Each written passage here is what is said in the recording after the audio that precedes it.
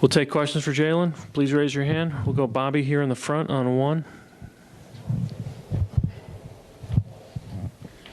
Bobby Manning, CLNS Media.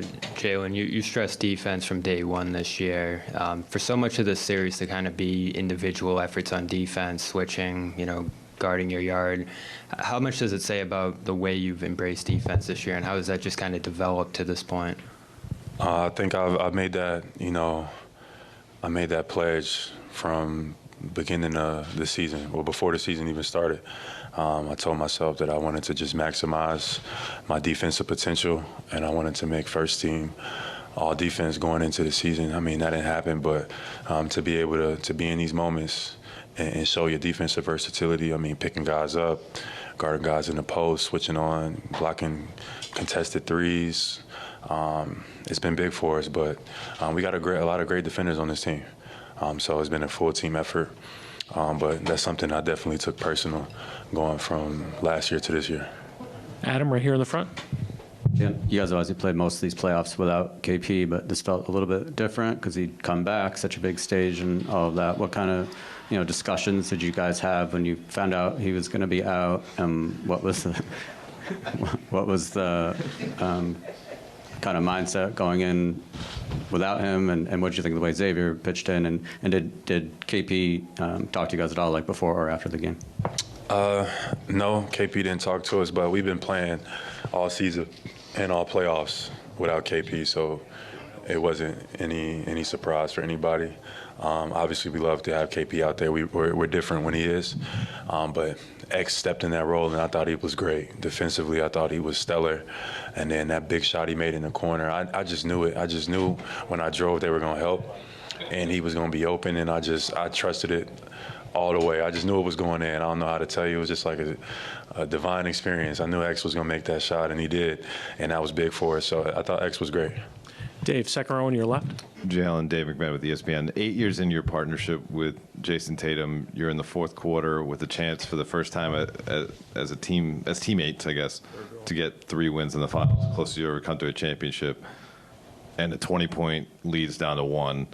Is there any sort of unspoken language between the two of you, any shared responsibility that, hey, we got to make some plays here to close this thing out? And what is it like to kind of tackle that final stage of the fourth quarter tonight together? I thought it was a great team win. That lead dwindled fast.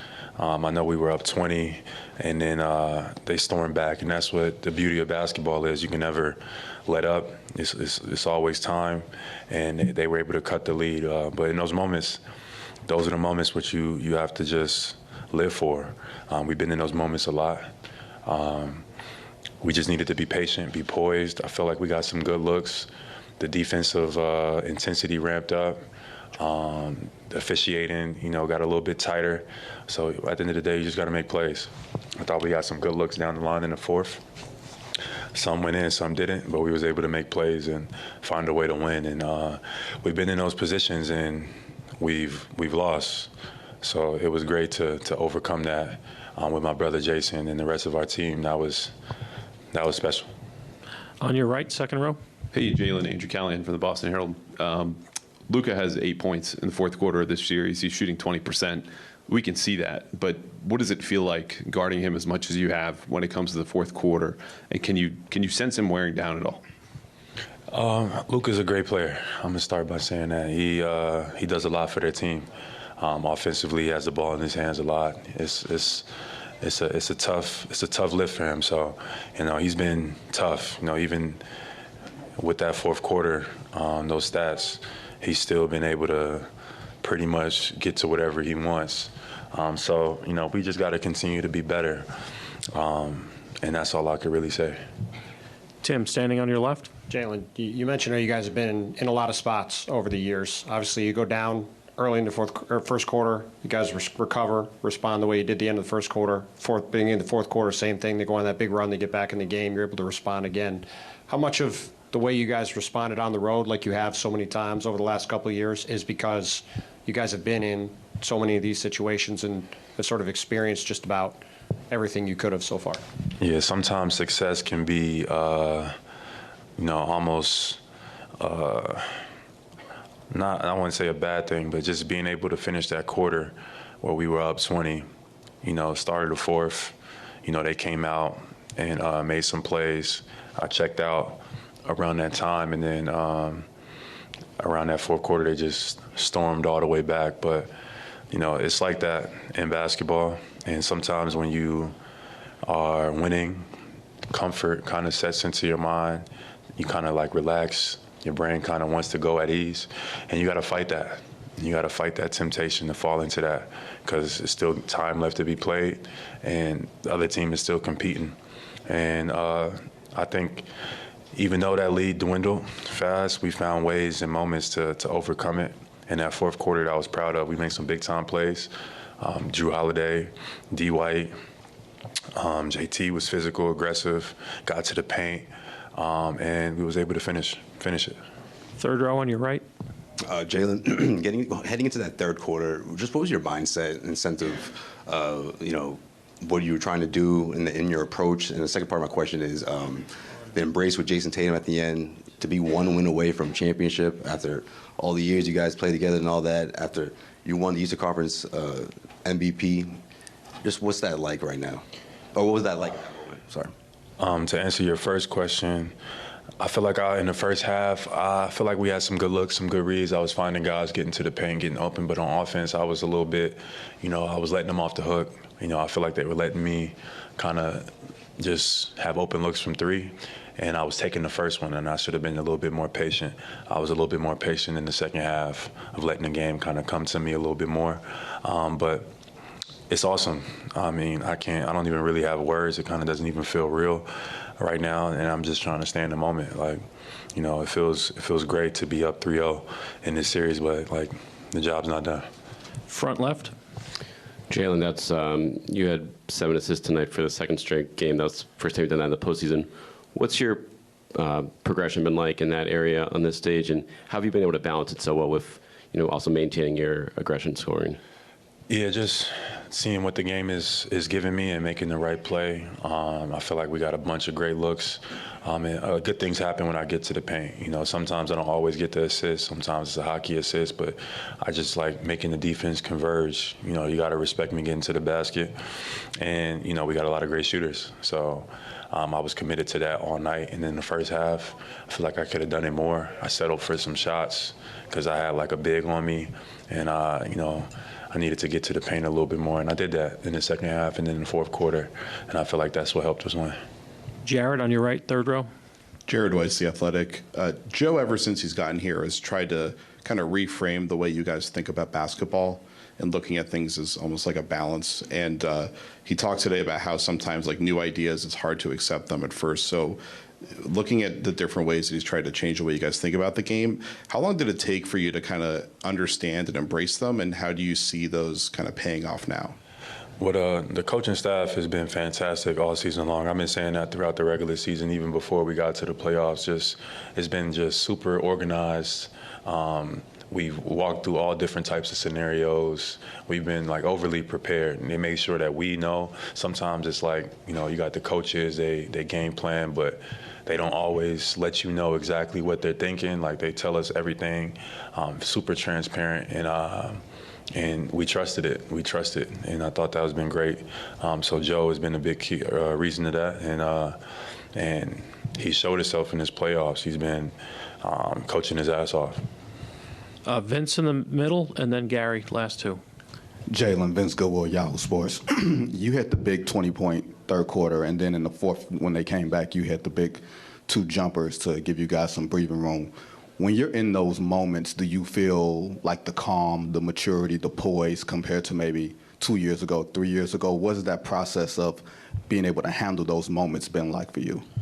I think, it definitely has been some growth, but I think this team has trusted me, especially in this playoffs, in those moments, to just be who I am, and I feel like I've been able to just deliver just by being patient and being poised.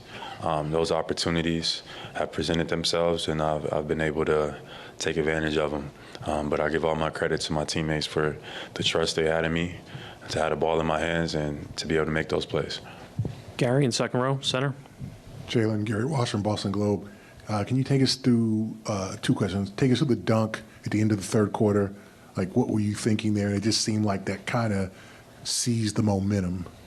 Just being aggressive, running that action with the ball in my hands to finish the third. I wanted to make sure that we got a good quality look. So if they would have overhelped, I would have been ready to kick it out. But I saw, like, I've been making those passes in the first half, and they didn't want to get those threes up, so they kind of were in between. And when I seen that, it was lights out. So I just went up and just finished it. And what's the difference between maybe in past years, you guys in the fourth quarter kind of going, uh-oh, here we go again, as opposed to you and Jayson going, okay, let's get this, let's make plays, let's be the heroes here? I think experience is the best teacher. All year long, we've been hearing about the Celtics of the past. For the last 6 to 8 months, that's all we've been hearing is like all the different shortcomings we've had in the past. This is a new team. You know what I mean? We learned from those experiences, and in these moments, you could see that, we didn't run from it. We stepped up to the plate, and we found a way to win. Thank you, Jaylen. Thanks, everybody.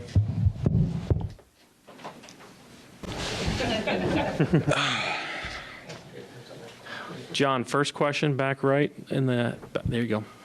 Jayson, John Corrales, Boston Sports Journal. After the game was over, you and Jaylen had a long kind of embrace at half court.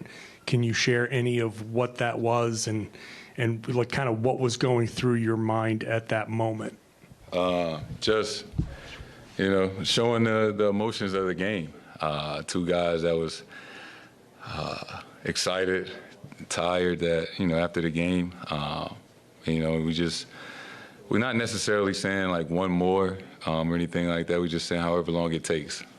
Nobody's relaxed. Nobody is satisfied. But, just at that moment, just told him I was proud of him, and he said the same thing, and that we got to keep fighting.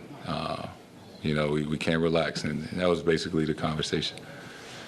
Tim in the back under the camera. Jayson, Tim Reynolds with the AP. Kind of along those lines, I know you haven't gone through this, so you don't know what the next 2 days will be like, but how difficult do you envision it to make between now and Friday night seem normal, seem like there's just a game to play on Friday? Honestly, not too difficult. From the standpoint of last year, we were down 0-3 in the conference finals, and we really felt like, we were going to come back, and we almost did. We was a sprained ankle away from having like a real shot.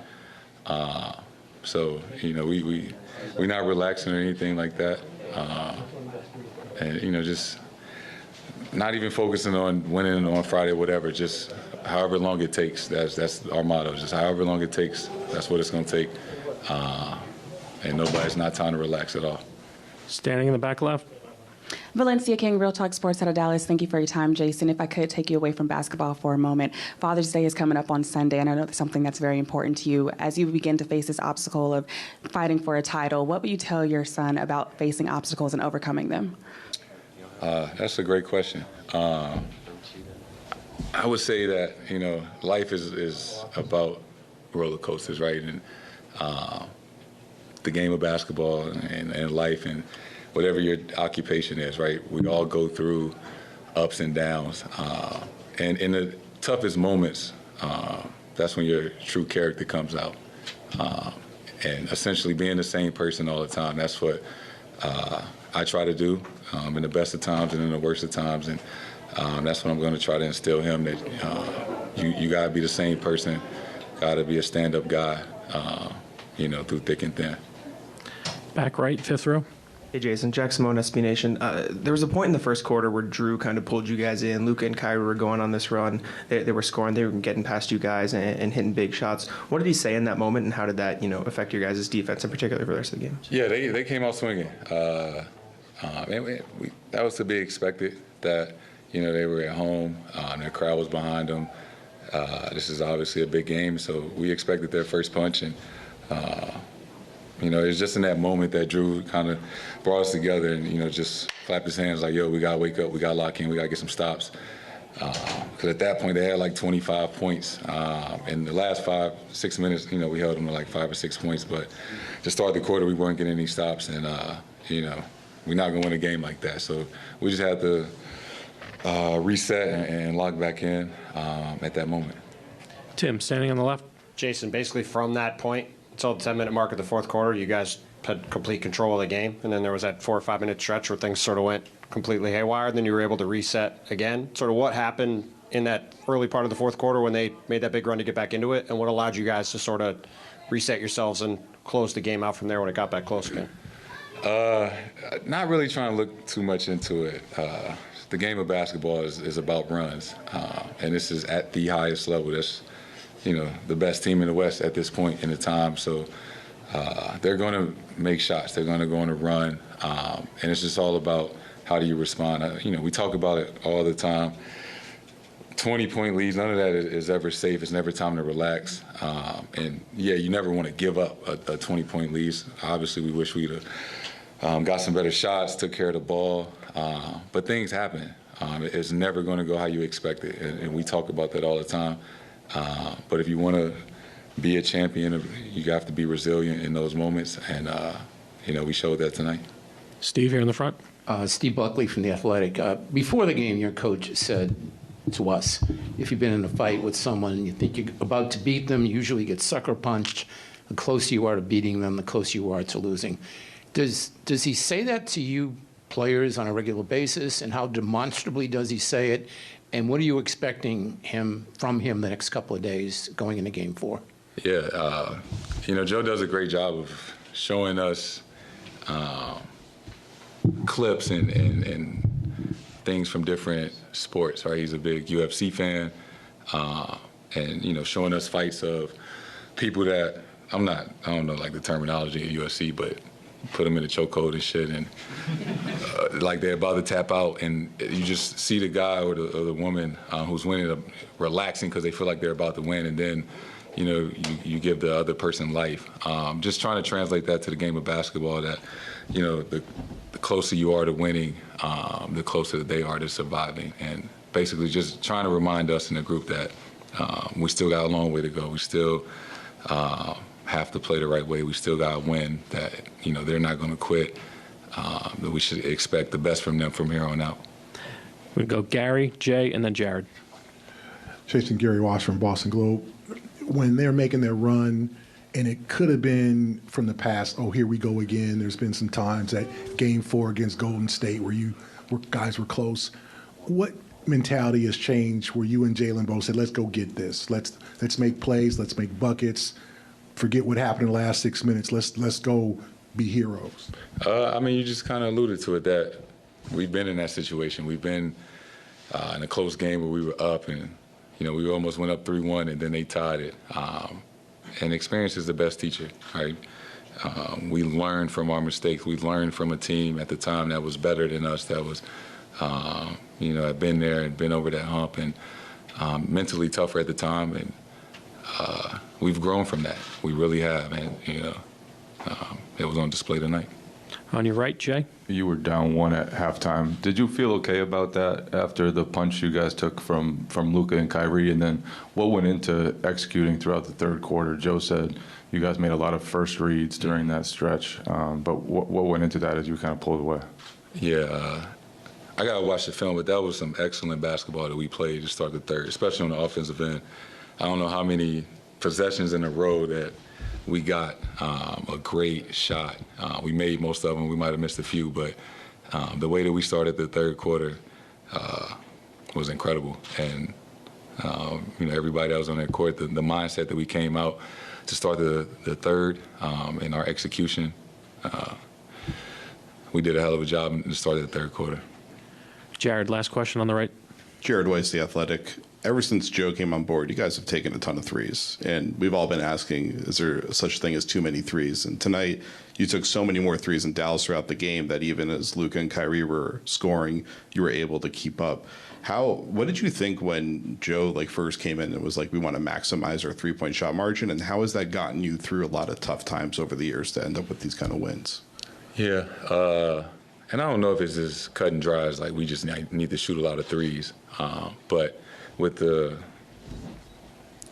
group that we have and playing to our strengths, being able to beat guys off the dribble, And, the luxury that we have is, with our starting five, whether it's KP or Al, everybody can space the floor and shoot. So it just puts their 5 men in a tough position. 5 men are usually known to help at the rim. But if we have guys that can attack you off the dribble and get all the way to the rim, you want to help. But we got 40% three-point shooters all around the paint. So it's just all about making the right reads. We never we need to shoot 43s a night. But if we play to our strengths and we space how we're supposed to, it just finds the right person.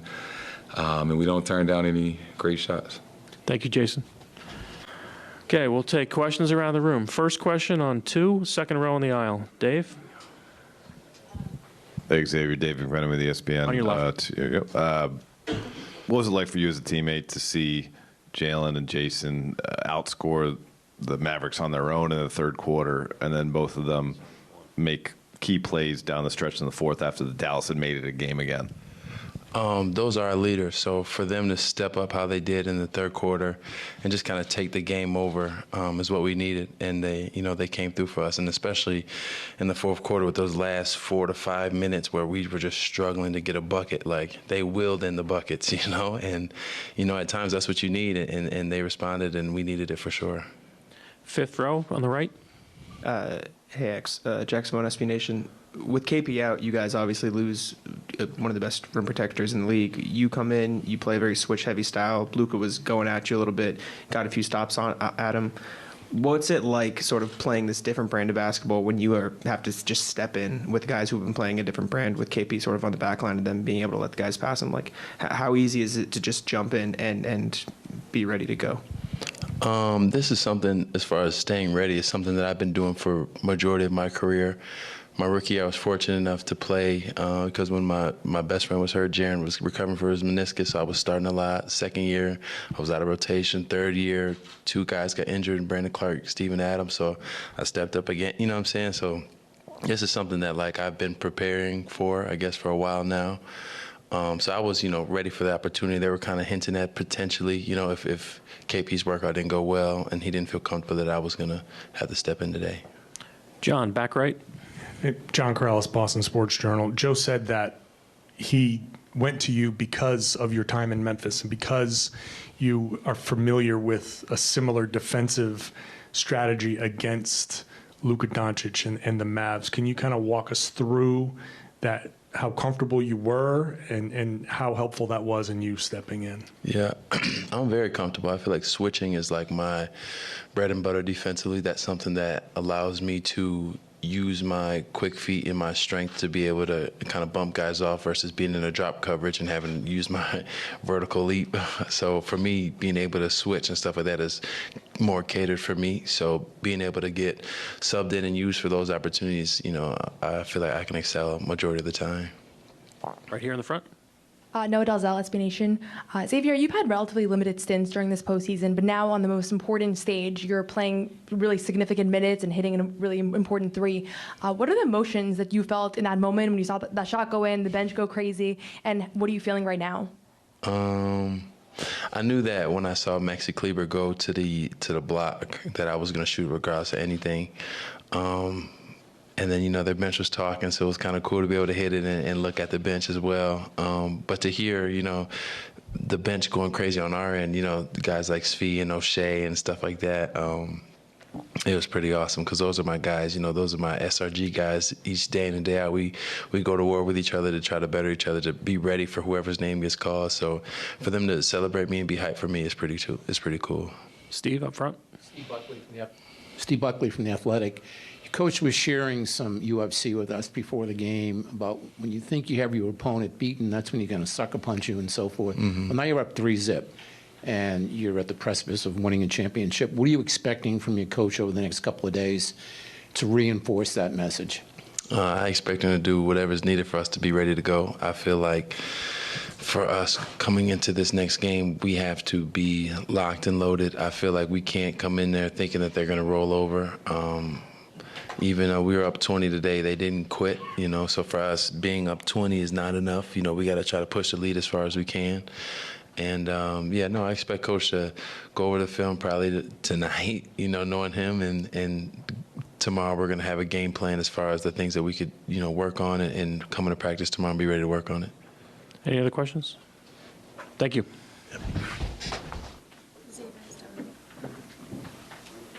Row on Box one, score, if you can move them. Sorry? Box score by any chance? They're coming. All right, thanks. Gerald Gary Wash from Boston Globe. 21-point lead. What happened after that, and what saved you? Like, what gave you the fortitude to make plays enough to hold on, obviously on the biggest stage? Yeah, I mean, you were going to expect a run from them because they had a 19-point quarter, and so, just by the type of shots they take alone, you knew they were going to make some kind of run. Some of those came at the expense of our offense. I thought maybe, we missed a couple reads. They changed coverages and they changed matchups on like 3 or 4 straight possessions, and we missed the read to get the right shot. So I'd say probably 60% of the shots we took in that stretch, we got to get better, and 40% I was okay with. We just missed them. But our one-shot defense and our ability to get back to the game plan, they put a ton of pressure on your defensive game plan throughout, and you just got to stick with the discipline of it. So we were able to do that and make plays down the stretch. Dave, second row on the left. Joe, you guys were able to build a 15-point lead, had it into the fourth, and in that 19-point quarter you alluded to for the Mavs, Jaylen and Jayson combined for 22. What was working for them that maybe wasn't necessarily there for them in the first half? Nothing. Our first half points per shot was 1.23, and so I thought we were getting like really good looks, but they just weren't falling. And so you just got to stick with it over the course of the entire game. I thought in the third quarter we found the right spacing, we found the right frequency, and we made the right read 6 straight times, which got us those shots, and they were able to fall. And then that's where the second stretch of that fourth quarter. We missed some of those reads, and they were able to come back into the game. So, just those guys' ability to know that what shots they're taking and continue to take the right ones over and over again. John, back right.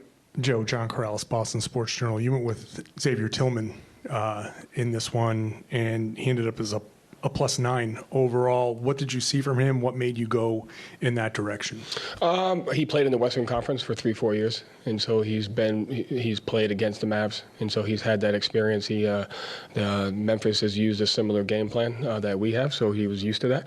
And I thought, with that comfort level of playing against those guys for so long, he was going to be able to execute the things that we needed to execute. And so I thought he did a great job in our switching. He did a great job in our screening, getting to our spacing, and that's what we talk about with those guys. Is regardless of who's in, who's out, I trust the next man up because of the work they put in and the staff that prepares them. Jared on the right, third row. Jared Weiss, The Athletic. You used to get asked if you guys took too many threes for a long time, and it doesn't seem like that question gets asked too much anymore. You had double the number of threes they had for a lot of this game. They start to come back when they actually start taking them. How has your team been able to just stick with that, play through the misses? You're letting them attack your cross matches, and they're taking 2. How does that math play out in the end? Yeah, I mean, I think you got asked that question a lot just because it was new.